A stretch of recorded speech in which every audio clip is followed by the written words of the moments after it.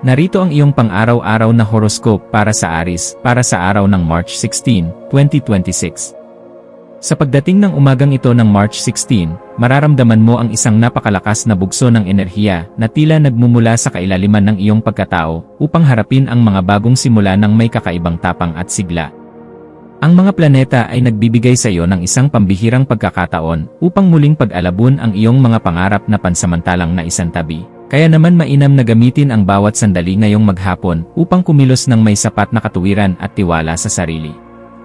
Huwag kang matakot na maging una sa paggawa ng mga hakbang na magdadala sa iyo sa tagumpay dahil ang kislap ng iyong determinasyon ay magsisilbing gabay mo upang mahanap ang mga sagot na matagal mo nang hinahanap para sa iyong ikakaunlad at ikaliligaya sa bawat oras ng iyong pakikipagsapalaran. Pagdating sa iyong karera at mga tungkulin sa trabaho, ang araw na ito ay naghahandog ng isang napakahalagang pagkakataon kung saan ang iyong husay sa pamumuno at ang iyong mabusising paraan ng pagpapasya ay lubos na mapapansin ng iyong mga kasamahan at superior sa opisina. Mapapansin nila ang iyong kakaibang dedikasyon sa pagtapos ng mga gawain ng mas maaga sa itinakdang oras. Kaya asahan ang isang positibong balita tungkol sa isang bagong proyekto o isang responsibilidad na susubok sa iyong galing sa paggawa ng mga desisyon sa ilalim ng pressure.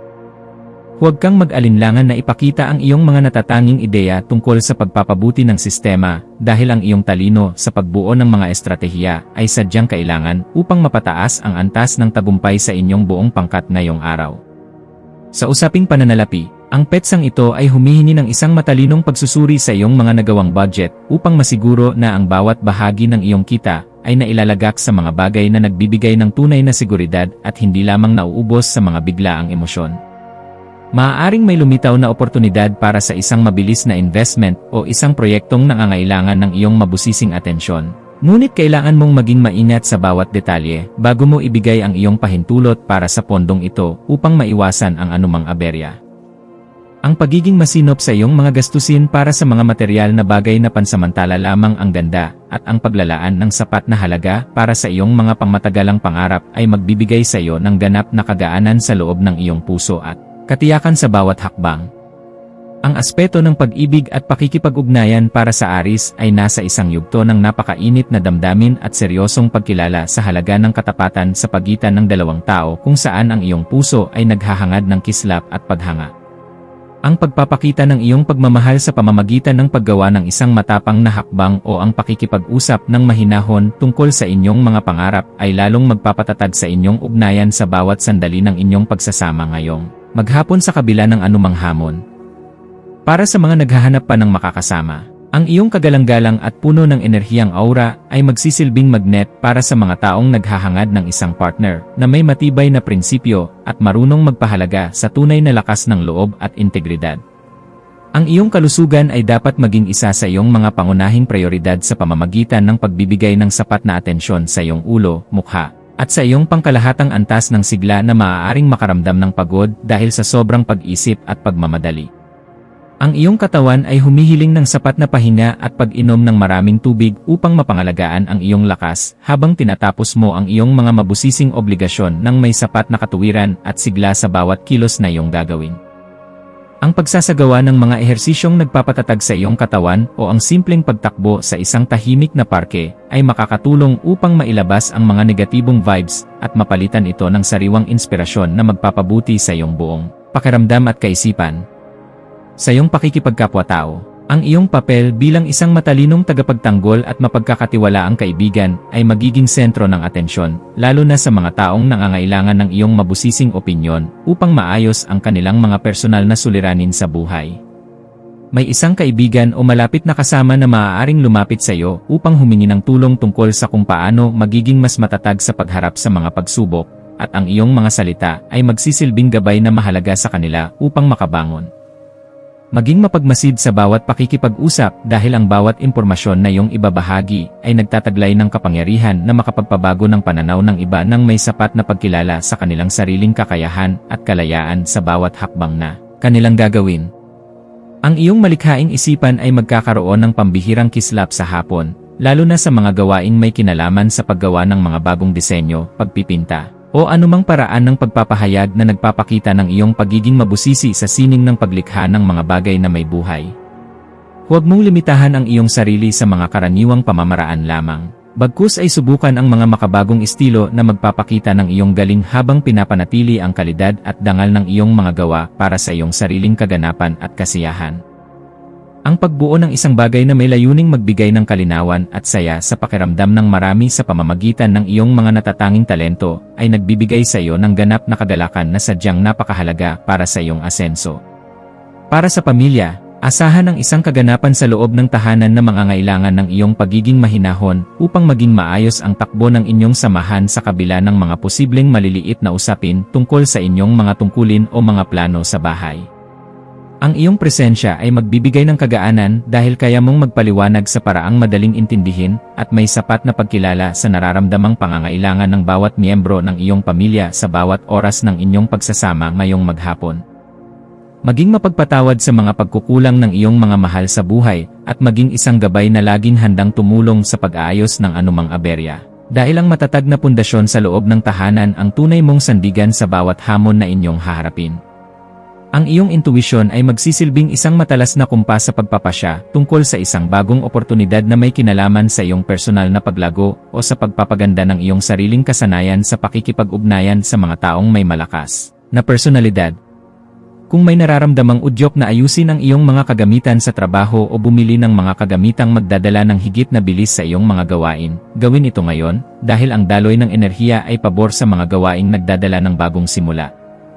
Ang iyong panloob na boses ay malakas na nagpapaalala na handa ka na para sa isang mas mataas na antas ng kaganapan sa iyong pagkatao, kaya pakinggan ito, at huwag hayaang ang mga alinlangan ay humadlang sa iyong asenso patungo sa tagumpay. Sa aspeto ng edukasyon at pagkuha ng karunungan, ang iyong isipan ay magiging kasing talas ng isang kidlat na handang unawain ang bawat komplikadong impormasyon upang mahanap ang pinakaugat ng katotohanan sa iyong mga pinag-aralan ngayong araw na ito. Gamitin ang panahong ito upang magbasa ng mga materyales na magpapalawak ng iyong pangunawa sa mga usaping may kinalaman sa teknolohiya, kasaysayan, o sa mga paraan ng wastong pamumuhay dahil ang mga ito ay sadyang makakatulong sa pagpapabuti ng iyong disposisyon.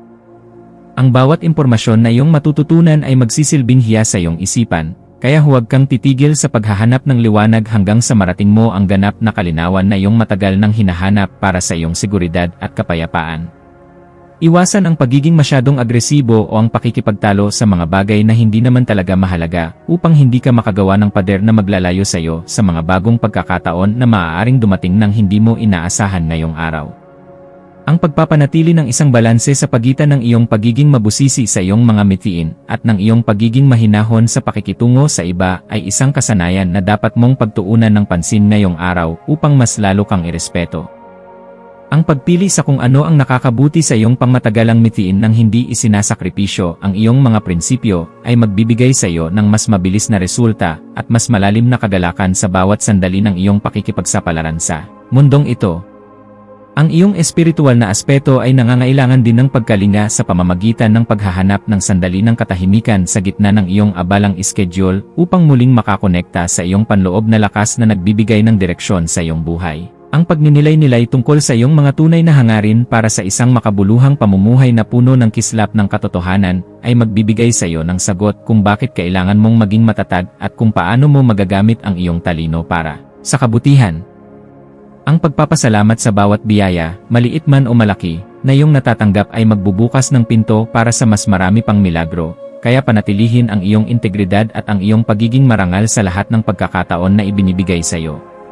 Maging mapagmasid sa mga dokumento, email, o mga mensaheng iyong matatanggap ngayong hapon, lalo na ang mga may kinalaman sa iyong mga personal na proyekto, kontrata sa trabaho, o mga legal na usapin na may kinalaman sa iyong mga ari-arian, at siguraduhin na naintindihan mo ang bawat detalye.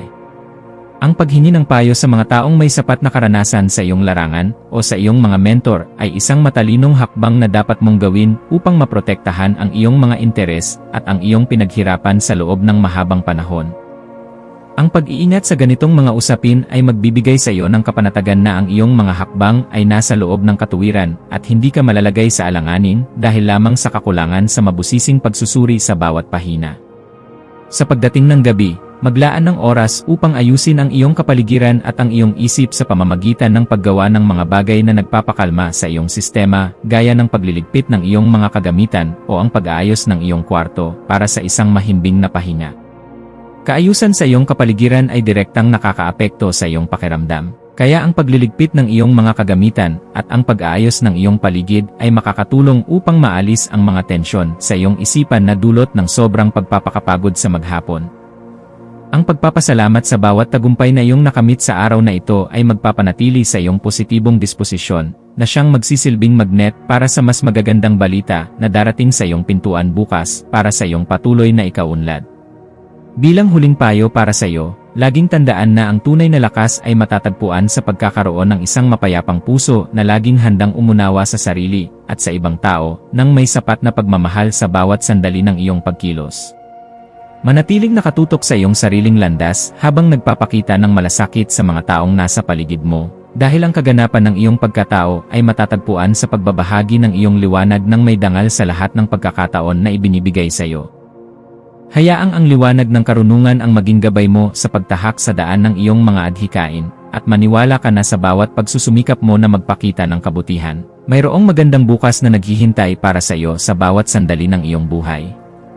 Ang iyong mga maswerteng numero para sa araw na ito ay 1, 9, at 19. Ang iyong maswerteng kulay ay pula o matingkad na kahel na sumisimbolo sa tapang at sigla. At ang maswerteng gawain para sa araw na ito ay ang pagsisimula ng isang bagong ehersisyo, ang mabusising pag-aayos ng iyong mga plano para sa buong linggo, o ang pakikipag-usap sa isang taong nagbibigay sa iyo ng bagong inspirasyon upang muling mahanap ang iyong kagalakan at lakas sa buhay.